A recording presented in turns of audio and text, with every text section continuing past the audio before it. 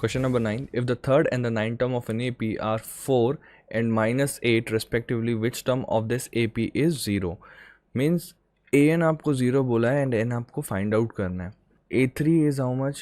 4 and A9 is given minus 8. Now A3 is equals to A plus 2D and A3 की value कितनी 4 है, तो मैं लिख सकता हूँ that A plus 2D is equals to 4. इसे इक्वेशन 1 मान लेते हैं and A9 is equals to A plus 8D, which can be written as A plus 8D is equals to minus 8, which can be assumed as second equation. On solving 1 and 2, A plus 2D is equals to 4 and A plus 8D is equals to minus 8. Sign change होगा minus minus and plus, so this will cancel out. 8 में 2 minus होगा तो that will be minus 6D and this will be 12. So D is equals to 12 upon minus 6. 6 ones are 6 twos are 12, such that D is equals to minus 2. अब इसे equation 1 में रखते हैं. Put D equals to minus 2 in 1 such that A plus 2 into minus 2 is equals to 4 and A minus 4 equals to 4 and A 4 plus 4 which is equals to 8. तो A की value कितनी हो जाएगी 8. Now what we have to find? We have to find out that which term of an AP is 0. तो आपको an equal to 0 given है. an की जगह मैं लिख सकता हूँ A plus n minus 1 into D equals to 0. So A की वैल्यू है that is 8 plus n minus 1, D's value is minus 2 n equals to 0. तो अब आप देखेंगे यहाँ n minus 1 into minus 2 और ये जो 8 है इसे मैं RHS में शिफ्ट करूँगा तो ये माइनस 8 हो जाएगा and then n minus 1 minus 8 divide by minus 2. ये 2 जो मल्टीप्लाई में था इधर आके डिवाइड हो गया मीन्स RHS में आके and then both sign will cancel out and 2 4s are 8. तो n minus 1 is equals to 4 हुआ and n is equals to 4 plus 1 होगा तो that is equals to 5. So fifth term means A5 जो होगा that will be 0. That means fifth term of an AP will be 0. Okay, next question जो कह रहा है the 17th term of an AP exceeds its 10th term by 7. Find the common difference. 17th term of an AP exceeds the 10th term. जब exceeds बोलने का मतलब plus होता है तो A10 प्लस 7 हो जाएगा. अब A प्लस 17 को मैं लिख सकता हूँ A plus 16D equals to A10 को A plus 9D plus 7 and ये दोनों देखिए LHS में और RHS में दोनों साइड में क्या दिख रहा है A, तो और दोनों पॉजिटिव है तो दोनों कैंसिल हो जाएंगे. 16D 9 को इधर शिफ्ट करूँगा क्योंकि 9D है ये तो माइनस 9D हो जाएगा equals to plus 7 and then 9 minus 16 that is all 7D equals to 7 and D is equals to 7 upon 7 that is equals to 1. तो आपका कॉमन डिफरेंस आ गया 1. Question number 11. Which term of an AP will be 132 more than its 54th term. Means आपको जो AP given है that is 3, 15, 27, 39 जिसमें कि आपका फर्स्ट टर्म होगा that will be 3 and common difference होगा दैट इज़ 15 माइनस 3 करेंगे तो आपको मिल जाएगा 12. क्वेश्चन पूछ रहा है कि विच टर्म, कौन सा टर्म मीन्स आपको फाइंड आउट करना होगा n का वैल्यू और यहाँ पर में जो an will be equals to which term of will be 132. तो 132 more than its 54th term that is A54. तो आपके पास में ये कंडीशन बनेगा. अब an को एक्सपैंड करेंगे तो a plus n minus 1 d हो जाएगा एंड 132 प्लस A प्लस 53 जब A54 को एक्सपैंड करेंगे तो आप देख सकते हैं कि यहाँ बस LHS और RHS में दो पॉजिटिव A हैं सेम तो उन्हें कैंसिल कर देंगे हम. n माइनस 1 D की वैल्यू कितनी है 12 है.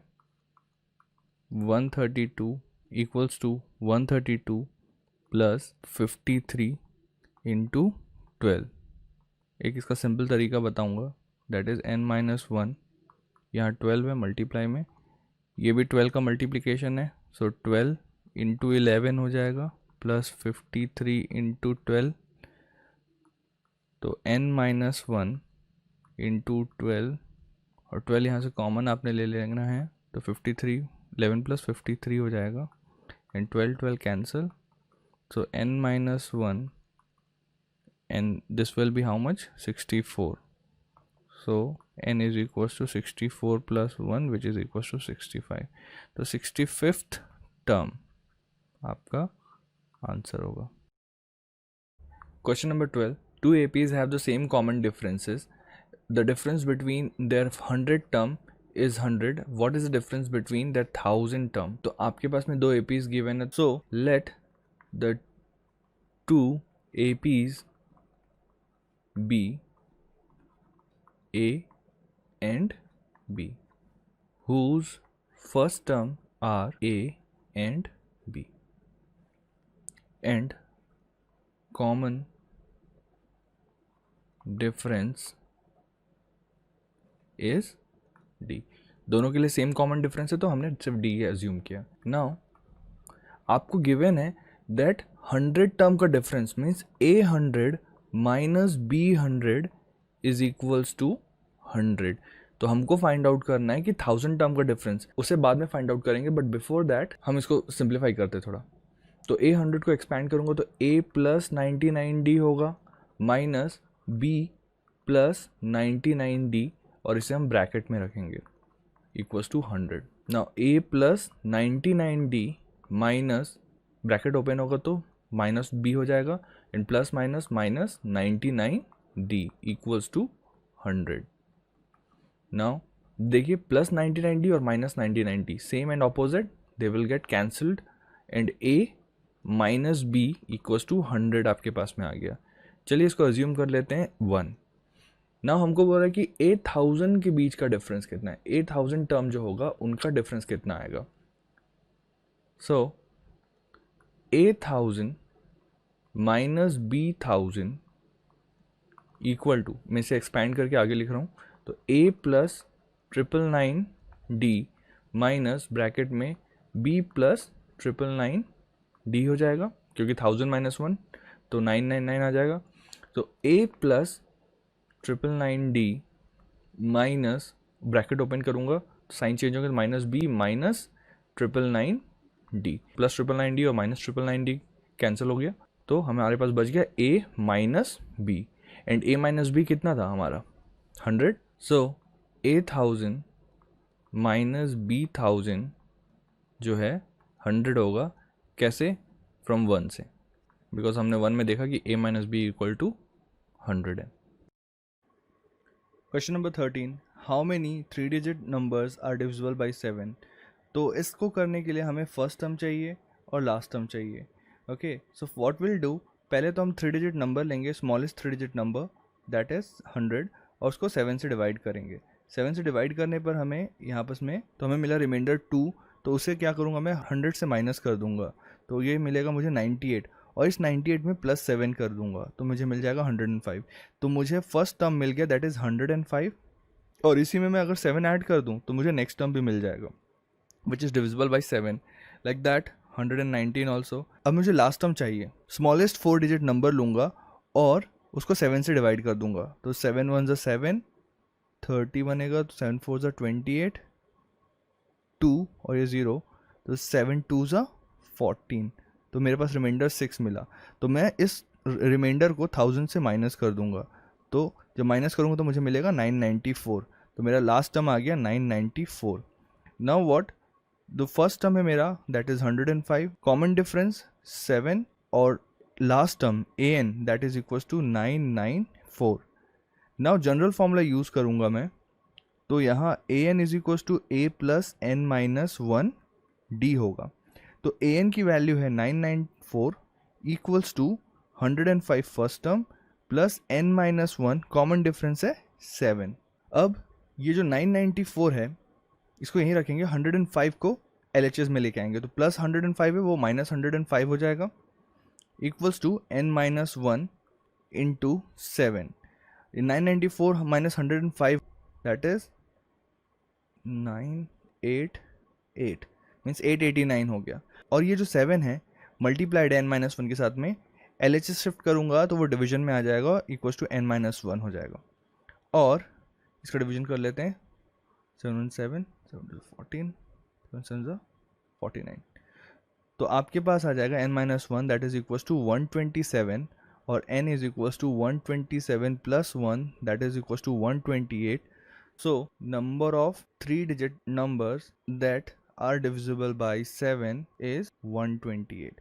Total 128 terms होंगे in between 100 to 999.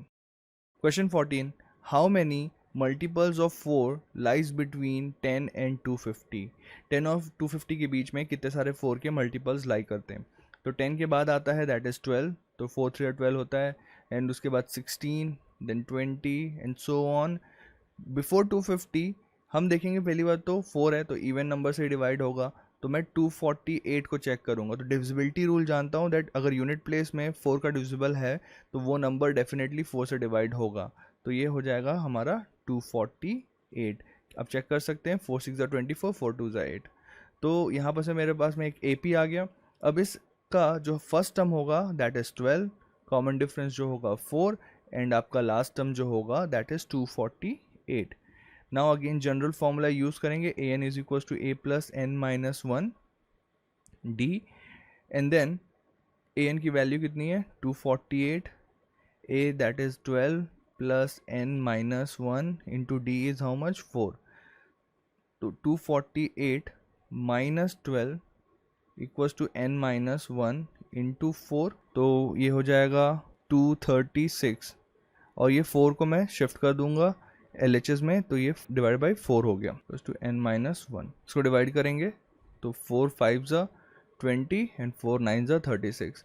तो n माइनस 1 इक्वल्स टू 59 हुआ, और n is equals to 59 plus 1 that is equals to 60. So number of multiples of 4 lies between 10 to 250 are 60.